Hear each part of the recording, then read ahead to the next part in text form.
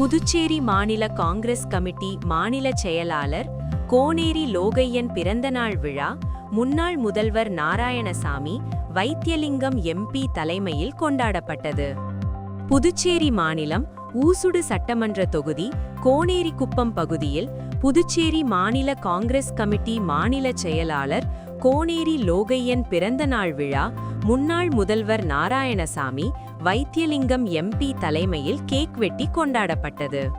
இந்த நிகழ்ச்சியில் முன்னாள் அமைச்சர் கந்தசாமி, ஷாஜகான், முன்னாள் அரசு கொறடா அனந்தராமன், முன்னாள் சட்டமன்ற உறுப்பினர் கார்த்திகேயன், காங்கிரஸ் பிரமுகர்கள் முகமது ஹசன், ரகுமான் உட்பட காங்கிரஸ் கட்சி நிர்வாகிகள் கலந்து கொண்டனர்.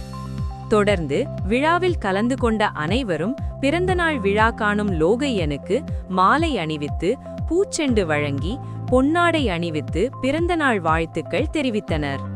இதனைத் தொடர்ந்து பிறந்தநாள் விழாவினை முன்னிட்டு பொதுமக்களுக்கு நலத்திட்ட உதவிகளாக புடவை வழங்கப்பட்டது.